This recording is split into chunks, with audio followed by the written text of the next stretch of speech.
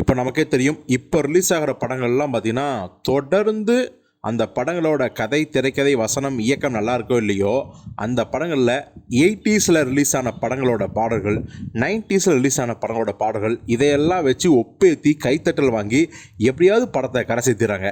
Latest உதாரணம்னா நம்ம அஜித்குமார், ஆதித்ய ரவிச்சந்திரன் இயக்கத்தில் நடித்த குட் பேட் அக்லி சொல்லலாம். இன்னும் சொல்லப்போனால் 80ஸில் இளையராஜாவோட பல வெற்றி பாடல்கள் இருக்குது பார்த்தீங்களா, அதையெல்லாம் வந்து பார்த்திங்கன்னா யூஸ் பண்ணுறாங்க. இந்த குட் பேட் அக்லியும் பார்த்திங்கன்னா அதைத்தான் பண்ணியிருந்தாங்க. ஸோ இதனால் கடுப்பான இசைஞானி இளையராஜா அவர்கள் பார்த்தீங்கன்னா குட் பேட் அக்லி நிறுவனத்துக்கு வந்து பார்த்தீங்கன்னா எனக்கு 5 கோடி வேணும் அப்படின்னு சொல்லி நஷ்ட ஈடு கேட்டு நோட்டீஸ் விட்டுருந்தாரு. உடனே அஜித் ரசிகர்லாம் இளையராஜாவை பயங்கரமாக திட்ட ஆரம்பித்தாங்க, நிறைய பேர் திட்ட ஆரம்பித்தாங்க.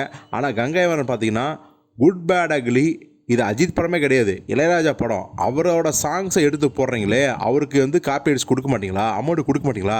உங்கள் மியூசிக் டேரக்டருக்கு 7 கோடி சம்பளம் தரீங்க, அவர் என்ன பண்ணுறாரு, அவரை போட சொல்ல வேண்டியது இது மாதிரி சாங்ஸு, அதை விட்டுட்டு எங்கே கேட்டுறது சாங் எடுத்துக்கிறீங்க அப்படின்னு சொல்லி காட்டமாக விமர்சனம் பண்ணியிருந்தார். நிறைய பேர் என்ன சொன்னாங்கன்னா, இந்த சாங்ஸுக்கான காப்பிரைட் விஷயம் வந்து பார்த்திங்கன்னா பெரும் சிக்கல் இருக்குது. இளையராஜாவுக்கு நஷ்டஈடு தரணும்னு அவசியமே கிடையாது. ஏன்னா இளையராஜாவோட பாடல்களாம் வேறு ஒரு ஆடியோ நிறுவனம் தான் வந்து ரைட்ஸ் வாங்கி வச்சுருக்காங்க. ஸோ பட நிறுவனம் அவங்ககிட்ட டைரெக்டாக வாங்கிட்டாங்க. அப்புறம் எதுக்கு இளையராஜாவுக்கு நஷ்டஈடு தரணும் அப்படிலாம் சொல்கிறாங்க. ஆனால் நிறைய விவரம் தெரிஞ்சு என்ன சொல்கிறாங்கன்னா, அப்படிலாம் கிடையாதுங்க. அந்த ஒப்பந்தம் போட்ட ஆடியோ நிறுவனத்துக்கும் இளையராஜாவுக்கும் நிறைய வந்து பார்த்திங்கன்னா பிரச்சனைகள் ஓடிட்டுருக்கு. அதனால் வந்து இளையராஜா தனக்கு தான் அமௌண்ட் வரணும் அப்படிங்கிறதுல ரொம்ப தெளிவாக இருக்கார். உதாரணத்துக்கு பார்த்தீங்கன்னா, ஏற்கனவே விக்ரம் 2 படத்தில் வந்து பார்த்திங்கன்னா லோகேஷ் கனகராஜ் வந்து பழைய கமலோட விக்ரம் படத்தில் வர அந்த சாங்கை எடுத்து யூஸ் பண்ணிப்பார்.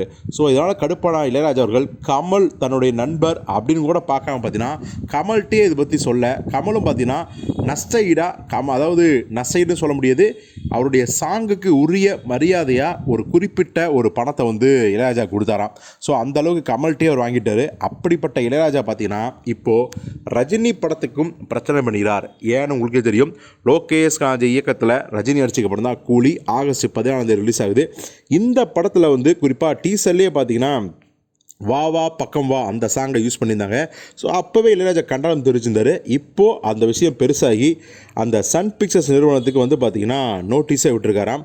இந்த சாங்கை வந்து நீங்கள் வந்து படத்தில் அனுமதி பெறக்கூடாது, அதாவது படத்தில் இந்த சாங் இருந்துச்சு அப்படின்னா நிச்சயமாக வந்து எனக்கு வந்து குறிப்பிட்ட அந்த உரிமைக்கான தொகையை தரணும். அப்படி தராத பட்சத்தில் அந்த சாங்கை நீங்கள் யூஸ் பண்ணக்கூடாது, அப்படி யூஸ் பண்ணால் நான் வந்து கோர்ட்டுக்கு போவேன் அப்படிங்கிற மாதிரியான பல விஷயங்களை வந்து மென்ஷன் பண்ணிக்காராம், அதாவது அந்த நோட்டீஸில். ஸோ பொறுத்து பார்ப்போம் சன் பிக்சர்ஸ் இதற்கு என்ன பதிலளிக்க போகிறாங்க. ஒருவேளை வா வா பக்கமாக அந்த சாங் வேறு ஒரு ஆடியோ நிறுவனம் வச்சுருந்து அவங்ககிட்ட பைசல் பண்ணி அமௌண்ட்டை கொடுத்துட்டாங்களா, இல்லை இளையராஜா மறுபடியும் ஏதாவது பிரச்சனை பண்ண போகிறாரா, என்ன தான் நடக்க போகுதுங்கிறத பொறுத்திருந்து பார்ப்போம்.